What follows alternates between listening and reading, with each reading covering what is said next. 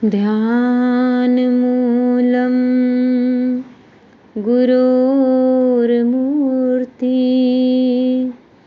पूजामूलं गुरोर्पदं मन्त्रमूलं गुरोर्वाक्यं मोक्षमूलं गुरोर्कृपा। अनंत अनंत आस्था के आयाम शासनी श्रवण भगवान महावीर स्वामी के चरणों में हृदय की अनंत अनंत आस्था के साथ भाव वंदना। संयमी जीवन के शिल्पकार आराध्य गुरु भगवान के पावन चरण सरोजों में भाव वंदना। आपके भीतर में विराजमान परम शुद्ध चैतन्य आत्मा को मेरा भाव वंदन। आज आचारांग सूत्र का प्रथम अध्ययन द्वितीय उद्देशक। तीर्थंकर परमात्मा ने सूत्र दिया है, अट्टे लोए परिजुन्ने दुसंबोहे अविजाने। अट्टे यानी आर्थ। जो मनुष्य स्वयं के जीवन के रहस्य को नहीं जानता है, स्वयं के जीवन के अर्थ को नहीं जानता है, मेरे जीवन जीने का स्वयं में उद्देश्य क्या है इसको नहीं जानता है, जहां पर अर्थ को नहीं जानता है वहां पर वह व्यक्ति आर्त कहलाता है। जो व्यक्ति स्वयं के जीने के प्रयोजन को ही नहीं जानता है वह रास्ता भटक जाता है, और भटके हुए रास्ते पर कितनी ही मंजिलों को प्राप्त करने का आनंद हो, लेकिन भटका हुआ तो आखिर भटका हुआ ही है। एक व्यक्ति ट्रेन में बैठा हुआ है, जाना तो दिल्ली है लेकिन मुंबई की ट्रेन में बैठ गया, और प्रत्येक रास्ते पर जिस समय ट्रेन रुकी तो उतरना चाहता है, लेकिन ट्रेन वहां से चल पड़ी। फिर दूसरे स्टेशन पर रुकी लेकिन उसके उतरने से पहले ही चल पड़ी। इस तरह से मुंबई की मंजिल तो नजदीक नजदीक आ रही है, लेकिन वह प्राप्त मंजिल उसके लिए सुख का कारण है या दुख का कारण है? निश्चित ही उसके लिए तो दुख का कारण है। जैसे जैसे मुंबई नजदीक आ रही है, एक एक स्टेशन पार हो रहा है, वो उतरना चाहता है लेकिन उतर नहीं पा रहा है, वैसे वैसे वो रो रहा है, वैसे वैसे वो और दुख को मना रहा है कि अरे मुझे तो फिर से क्या है, मुंबई जाकर के नई ट्रेन पकड़नी पड़ेगी। बिल्कुल यही बात हमारे साथ में हो रही है।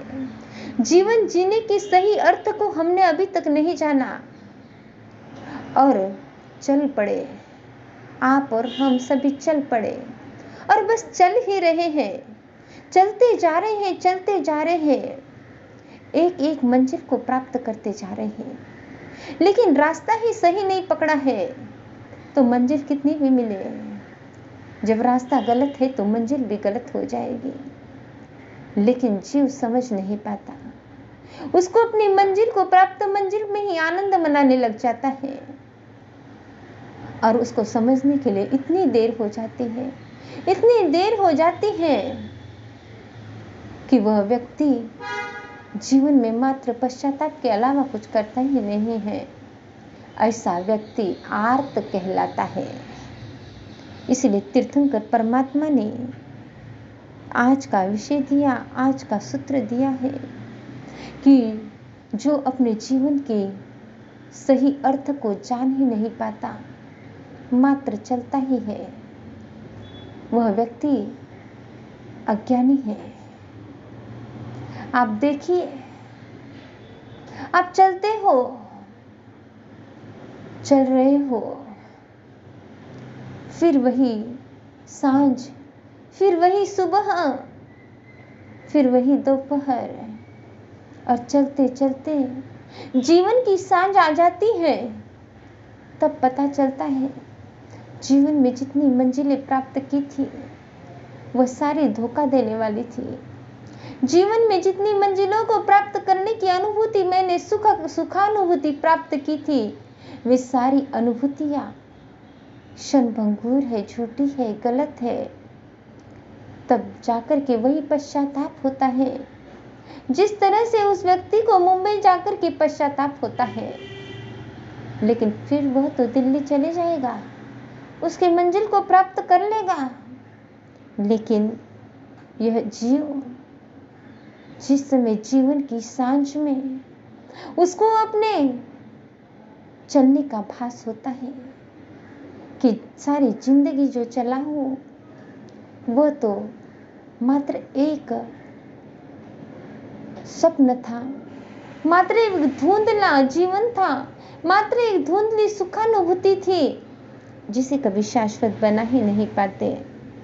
ऐसे समय में वह व्यक्ति आत्म ध्यान करता है, रौद्र ध्यान में चले जाता है। इसीलिए तीर्थंकर परमात्मा कहते हैं, अट्टे लोए परिजुन्ने। ऐसा व्यक्ति जो आर्त होता है संसार की भावनाओं में, संसार की कामनाओं में, विषय वासनाओं में, संसार की इच्छाओं में ही अपने आप को लगा देता है और उन इच्छाओं को पूरा करने के लिए दौड़ते रहता है। ऐसा व्यक्ति सम्यक ज्ञान और सम्यक दर्शन के रास्तों से भटक जाता है। अतः वह कभी ज्ञानी ही नहीं बन पाता, मात्र अपने अज्ञान के मदहोशी में दौड़ते रहता है। कभी ज्ञानी ही नहीं बनने के कारण उसके भीतर का जो सत्व था, उसके भीतर की जो ताकत थी, वो धीरे धीरे कम होते जाती है, धीरे धीरे खत्म होते जाती है। और फिर थोड़ा सा भी पवन क्यों ना आए वो गिर जाता है, थोड़ी सी भी आग क्यों ना आए उसको जला देती है। लेकिन महापुरुष तो वो होता है, ज्ञानी तो वो होता है जो बड़े बड़े आग के गोले भी क्यों ना आए, लेकिन उस झंझावतों को, बड़े बड़े पवन की हवा भी क्यों ना आए, लेकिन उसकी आहट को अपने आप के ऊपर ले लेता है। बड़ी बड़ी आग की तूफानों में से निकल जाता है, लेकिन फिर भी और अधिक मजबूत बनते जाता है, और अधिक सात्विक बनते जाता है, और अधिक पूर्ण बनते जाता है, और धीरे धीरे चंद्रमा की तरह परिपूर्ण बन जाता है। तीर्थंकर परमात्मा उसके लिए शब्द देते हैं, सर्वज्ञ, केवल ज्ञानी। प्रत्येक सामान्य आत्मा की यही एक स्थिति है। मात्र एक नियम है कि आप चलते हैं तो अपने जीवन के प्रयोजन को, अपने सही अर्थ को लेकर के चलिए। यदि सही अर्थ को लेकर के चलोगे तो हीन नहीं बनोगे, दुर्बल नहीं बनोगे। चाहे शरीर दुर्बल बन जाए, लेकिन आत्मा से आप मजबूत बनोगे, अपने विचारों से मजबूत बनोगे। लेकिन देखने में तो यही आता है, इस संसार का जीव जैसे जैसे आयु का क्षीण होता है, आयु क्षीण होती है, जैसे वैसे वैसे शरीर भी दुर्बल होते जाता है, और देखते देखते उसका मन भी दुर्बल होते जाता है, वह स्वयं भी हीन होते जाता है। कारण एक ही है, जिस समय जीवन को नई दिशा देनी थी, जिस समय जीवन को आगे बढ़ाना था, उस समय हमने हमारे गंतव्य स्थान को सही नहीं चुना। हमने जिस मंजिल को प्राप्त करना था उस मंजिल का रास्ता ही नहीं चुना, और वह रास्ता नहीं चुनने के कारण हम चल तो पड़े, हम चले तो सही, सारी जिंदगी चले, लेकिन जिसे प्राप्त करना था वह प्राप्त ही नहीं कर पाए। और ऐसा हम एक बार नहीं चले, हम जन्मों जन्मों से इसी तरह से चले हैं, हर भव में इसी तरह से चले हैं।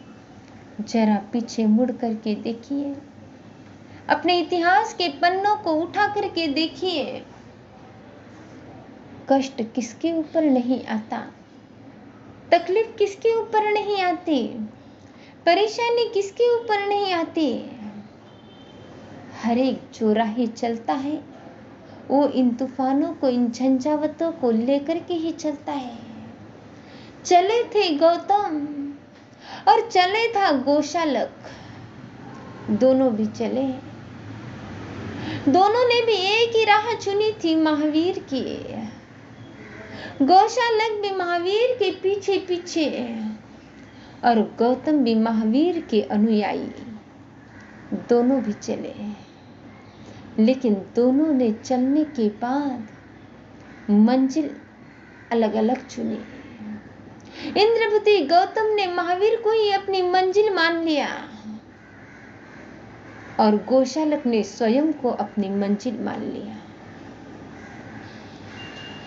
और यही कारण है इंद्रभूति गौतम अंतिम समय तक समर्पित होकर के रहे और गोशालक अंतिम समय तक विरोधी बनकर के खड़ा हो गया। मंजिल दोनों की अलग अलग, रास्ता दोनों का एक साथ में जुड़ा, एक साथ में चला। रास्ता दोनों का भी प्रभु महावीर के साथ में ही चालू हुआ। गोशालक ने भी प्रभु महावीर को गुरु चुना और गौतम ने भी प्रभु महावीर को गुरु चुना। साथ में चले, लेकिन मंजिलें अलग अलग। इंद्रभूति गौतम ने मंजिल के रूप में ही प्रभु महावीर को ही स्वीकार किया और गोशालक ने मंजिल के रूप में स्वयं को चूज किया और स्वयं को चूज करते करते स्वयं को ही तीर्थंकर बना लिया। स्वयं को ही परिपूर्ण बना लिया। मंजिल गलत हो गई। रास्ता भला ही सही चलना शुरू किया, लेकिन रास्ता भटक गया और रास्ता भटक गया कि मंजिल गलत हो गई। और ऐसी मंजिल गलत हुई, ऐसी मंजिल गलत हुई कि जन्मों जन्मों तक भटकने वाला जीव बन गया। हमारी मंजिल कौन सी है? हम कौन सी मंजिल पर चल रहे हैं? संसार की भावनाओं में ही, संसार की कामना में ही स्वयं की मंजिल को समझ रहे हैं। यदि मेरे पास कोई सांसारिक वस्तु नहीं है, वह प्राप्त हो गई तो उसमें खुशी माने, उसी में अपनी मंजिल मानी और फिर उसके लिए मैं दौड़ पड़ा। क्या यही मेरा जीवन रहा है? और इसी को पूरा करते करते करते करते मैंने अपना आयुष्य पूरा कर लिया है। जरा स्वयं को मोड़ करके देखिए। तीर्थंकर परमात्मा कहते हैं, जो जो व्यक्ति विषय वासना में, भावनाओं में, संसार की इच्छाओं में रहता है, वह स्वयं के अर्थ को कभी प्राप्त ही नहीं कर पाता। और जो स्वयं के अर्थ को प्राप्त नहीं कर पाता वो आर्त कहलाता है। और जो आर्त होता है वह जीव अज्ञानी होता है, फलतः मिथ्यात्व दशा को प्राप्त करता है। अतः आर्त बनने से पहले जीवन के अर्थ को समझ लीजिए, जीवन के प्रयोजन को समझ लीजिए, जीवन की सही मंजिल को समझ लीजिए। यदि ऐसा करते हैं तो यहाँ भी आनंद है, प्रभु में भी आनंद है। इन्हीं मंगल भावों के साथ अपने जीवन के जोहरी स्वयं ही बने, अपने जीवन के जोहरी स्वयं ही बने। क्या पता फिर ये मौका मिले ना मिले, क्या पता फिर ये मौका मिले ना मिले।